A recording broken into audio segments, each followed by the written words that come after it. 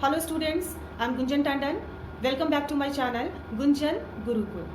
अगर स्टूडेंट्स आपने नोटिस किया हो तो आज मैंने अपने चैनल का नाम गुंजन गुरुकुल कहा है। यस, यही इन्फॉर्मेशन देने के लिए आज मैं आपके सामने आई हूँ कि मैंने अपने चैनल का नाम गुंजन गुरुकुल नेट से चेंज करके गुंजन गुरुकुल करा है। क्यों? क्योंकि अब इस चैनल पर मैं एजुकेशन के साथ साथ क्लास 9th की बायोलॉजी भी पढ़ाऊंगी। ओके जो मेरा चैनल था गुंजन गुरुकुल नेट, उस पर मैं एजुकेशन के स्टूडेंट्स के लिए वीडियोस बनाया करती थी। जो भी students UP TET, C TET, UGC NET या फिर मास्टर ऑफ एजुकेशन की प्रिपरेशन करते थे, उनके लिए मैं सिर्फ वीडियोस बनाया करती थी। बट अब गुंजन गुरुकुल चैनल पर एजुकेशन सब्जेक्ट के साथ साथ मैं क्लास 9th की बायोलॉजी भी पढ़ाऊंगी। सो प्लीज़ अगर मेरे वीडियोस आपको अच्छे लगते हैं, समझ में आते हैं, हेल्पफुल हो लगते हैं आपको, तो अपने व्हाट्सएप ग्रुप पर, फ्रेंड्स या फैमिली के ग्रुप पर मेरे इस वीडियोस के लिंक को ज़्यादा से ज़्यादा शेयर करें। जो भी इस एज ग्रुप के स्टूडेंट्स हैं, चाहे वो एजुकेशन पढ़ना चाहते हो या क्लास 9 की बायोलॉजी पढ़ना चाहते हो, सो प्लीज़ उनको मेरे वीडियोज़ के लिंक शेयर करें एंड सब्सक्राइब करें। तो अब ज़्यादा देर ना करते हुए आज का टॉपिक मैं स्टार्ट करूंगी क्लास 9 की बायोलॉजी के लिए, जो मेरा फर्स्ट वीडियो होगा। And the name of the chapter is the fundamental unit of life. Welcome students, welcome back to my channel Gunjan Gurukul. In this video आज हम जो चैप्टर पढ़ेंगे उसका नाम है the fundamental unit of life, जो क्लास 9 की बायोलॉजी का चैप्टर है। ओके तो इस वीडियो में आज हम स्टडी करेंगे chapter the fundamental unit of life. यहाँ पर हम डिस्कस करेंगे कि जो लाइफ की जो फंडामेंटल बेसिक है, जो कॉन्सेप्ट है, जो नींव है, वो क्या है। ठीक है, now move towards the fundamental unit of life is cell. है ना, ऐसा कहा गया है कि जो सेल है वो लाइफ की फंडामेंटल यूनिट है। Cell is the structural and functional unit of life. Not only fundamental, cell is the structural as well as functional unit of life. It is known as structural and functional unit of life because whole body is made up of cell. इसको structural और functional unit of life क्यों कहते हैं? क्योंकि living beings और the living and non living beings जितने भी हैं, उनकी जो body है वो cell से मिलकर बनी होती है. It is known as fundamental unit of life because all functions regulates inside the cell. इसको fundamental unit life की इसलिए कहते हैं cell को, क्योंकि cell जो है हमारी बॉडी के सारे फंक्शन को रेगुलेट करती है। अब सेल जो एक यूनिट है, इसको हम बहुत सिंपल एग्जांपल में समझते हैं। जैसे सेल को मान लीजिए कोई एक ईंट है, एक ब्रिक है।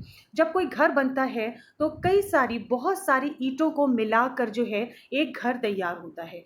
ठीक वैसे ही डिफरेंट टाइप्स ऑफ सेल्स मिलकर जो है वो हमारी बॉडी को बनाती हैं या बॉडी के ऑर्गन्स को बनाती हैं। ठीक है, तो इसीलिए कहा गया है कि cell is the fundamental unit of life, fundamental as well as structural unit of life. जैसे ही एक ब्रिक जो है, बहुत सारी ब्रिक्स मिलकर एक घर का निर्माण करती है, ऐसे ही बहुत सारी डिफरेंट टाइप्स ऑफ सेल्स मिलकर जो है ह्यूमन बॉडी का जो है स्ट्रक्चर डिजाइन करती है और उनके फंक्शंस को रेगुलेट करती है। अंडरस्टैंड? ये देखिए, ये सेल का स्ट्रक्चर है जिसमें क्लियरली दिख रहे हैं सारी चीजें, ऑल द ऑरिजिनल। सेल के अंदर बहुत सारे सेल ऑरिजिनल होते हैं, इसे हम नेक्स्ट टाइम डिस्कस करेंगे। देखिए, इसमें न्यूक्लियर मेम्ब्रेन है, न्यूक्लियस है, Golgi apparatus, cell membrane, centrioles, endoplasmic reticulum, cytoplasm, ribosomes, nucleolus, lysosome and the last one is mitochondrion. ये सारे स्ट्रक्चर सेल के अंदर प्रेजेंट होते हैं और डिफरेंट फंक्शंस परफॉर्म करते हैं एक लिविंग ह्यूमन बीइंग की या लिविंग थिंग की बॉडी में। Okay, now we will understand here who discovered the cell. Cell को सबसे पहले किसने डिस्कवर्ड किया था? Cell were first discovered by Robert Hooke in 1665। Cell को सबसे पहले रॉबर्ट हुक ने डिस्कवर्ड किया था in 1665। He observed a thin slice of cork under his self design microscope. उन्होंने एक कॉर्क की स्लाइस को लिया, थिन स्लाइस को सेल्फ डिजाइन, खुद के बनाए हुए एक माइक्रोस्कोप में उन्होंने ऑब्जर्व किया और क्या पाया? This slice of cork resembled the structure of the honey comb consisting of small compartments. जैसे एक हनी कोम का जो छत्ता होता है, जिसे मधुमक्खी का छत्ता कहते हैं ना, उसमें आप देखेंगे छोटे छोटे कंपार्टमेंट्स पास जुड़े हुए होते हैं। ठीक वैसे ही उन्हें जो है उस कॉर्क की स्लाइस में दिखाई दिया। अब कॉर्क क्या होता है? कॉर्क बेसिकली जो है outer part of the plant, है ना, प्लांट की जिसको बार्क कहते हैं, हम हिंदी में छाल कहते हैं, उससे वो उसी के एक पार्ट को, कॉर्क को लेकर उन्होंने जो है ये जो अपनी डिस्कवरी करी थी कि सेल को कब के बारे में उन्होंने पता लगाया था। He name these small compartments as cell. और उन्होंने जो ये स्मॉल कंपार्टमेंट्स जो हनी कोम की तरह बिल्कुल ज्वाइंट थे पास पास, उसको इन्होंने टर्म दिया सेल। राइट, देखिए यहाँ पे देखते हैं कॉक जो है वो कहाँ से मिला उनको, ट्री की बाग से, है ना, जो हम ऊपर की जो लेयर होती है ना जिसको हम छाल कहते हैं, उसको जब उन्होंने माइक्रोस्कोप में देखा और ऑब्जर्व किया तो उन्होंने क्या रिजेम्बलेंस पाई कि ये हनी कोम के जो है छत्ते से ये मिल रहा है। वैसे ही पास पास टैंगल जो है सेल ये जो इसका कंपार्टमेंट्स जुड़े हुए हैं, ठीक वैसे ही उस स्लाइस में जो है कॉर्क की स्लाइस में उनको सेम स्ट्रक्चर दिखे और उन्होंने ये कहा कि ये सेल्स हैं जो एक रूम की तरह दिखाई दे रहा है। ठीक है, हर एक सेल को उन्होंने एक रूम कहा। जैसे मान लीजिए कोई एक बिल्डिंग बन रही है, बिल्डिंग में डिफरेंट अपार्टमेंट्स होते हैं और हर अपार्टमेंट के अंदर कई रूम्स होते हैं, तो बिल्कुल वैसे ही जो है यहाँ पर इन्होंने हर एक सेल को एक रूम की तरह से माना। ठीक है, और टर्म दिया सेल।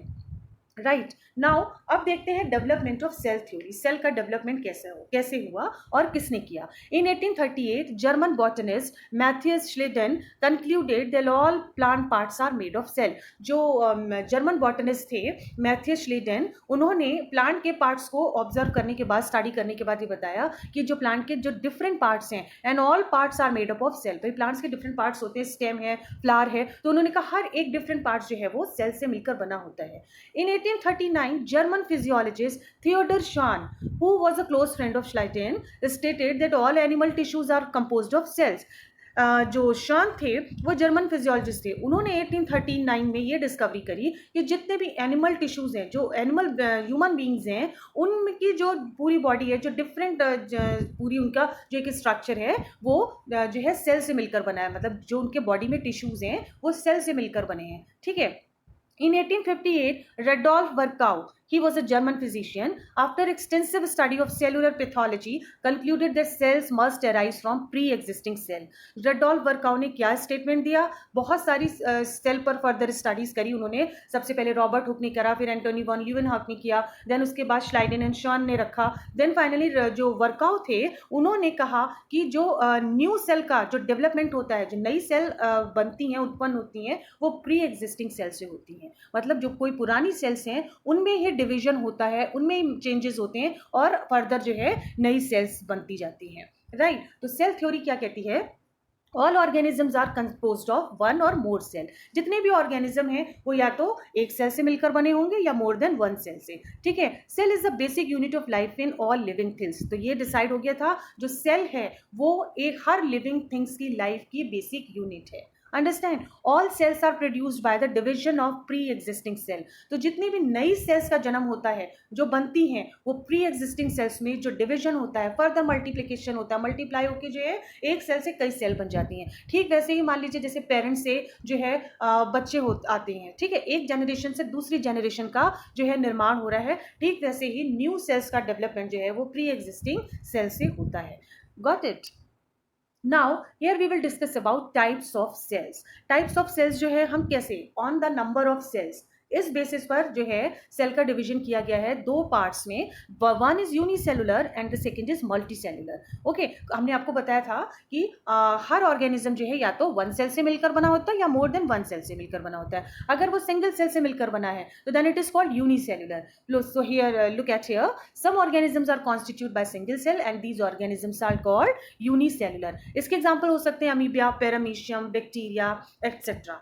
मल्टीसेलुलर ऑर्गेनिज्म क्या होते हैं, some organisms are constitute by many cells, जो मोर देन वन सेल से मिलकर बने होते हैं। ठीक है, यूनिसेलुलर में क्या हो रहा था, जितने भी फंक्शंस किसी बॉडी के थे उसको जो है सिर्फ सिंगल सेल जो है परफॉर्म कर रही थी, और यहाँ पे मल्टीसेलुलर में जो है हर बॉडी के फंक्शंस को रेगुलेट करने के लिए डिफरेंट टाइप की सेल्स जो हैं वो फंक्शंस परफॉर्म करती हैं। लाइक इसका बेस्ट एग्जाम्पल है human beings, plants and animals, जितने भी लिविंग थिंग्स है। राइट, ये देखिए यूनिसेलुलर का एग्जांपल, यहाँ पे अमीबा का स्ट्रक्चर दिया है, ये यूनिसेलुलर है, इसके सारे functions only regulated by one cell. ठीक है, Chlamydomonas it is also a unicellular. Now multicellular organism में हम देखते हैं एनिमल्स, फंजाई एंड प्लांट्स। इसमें एनिमल्स है, प्लांट्स है, ह्यूमन बींग्स हैं। हम भी जो एनिमल्स होते हैं they also come under human beings, ये बात ध्यान रखिएगा। तो इसमें जो इनके फंक्शंस होते हैं वो डिफरेंट सेल्स जो है उनको एक हर काम असाइन किया हुआ होता है और वो उसी के अकॉर्डिंग जो है बॉडी के हर फंक्शंस को रेगुलेट करती हैं। Right, now cell is divided into two categories. Cell को जो है कैटेगराइज किया गया है on the basis of presence और absence of nucleus, two categories में, प्रोकैरियोटिक एंड यूकैरियोटिक। अगर स्टूडेंट्स हम यहाँ पे देखें prokaryotic, pro means something is primitive, old, है ना, जो पुराना हो, एंड यूकैरियोटिक मीन्स एडवांस। ठीक है, प्रोकैरियोटिक यहाँ पे फीचर्स देखते हैं. Well defined nucleus are not present. It is simple in structure. It contains single chromosomes. Nucleus is absent, and the size of cell is generally small, 1 to 10 micrometre. तो जो prokaryotic cell होती हैं उनमें nucleus जो है well defined नहीं होता है. स्ट्रक्चर में सिंपल होते हैं, क्रोमोसोम सिर्फ सिंगल दिखाई देते हैं, न्यूक्लियस एब्सेंट होते हैं, they are small in size. Now come to the eukaryotic. Eukaryotic इसमें well defined nucleus are present, complex in structure, it contain more than one chromosome. Nucleus is present and also they are generally large in size like 5 to 100 micrometer. ठीक है.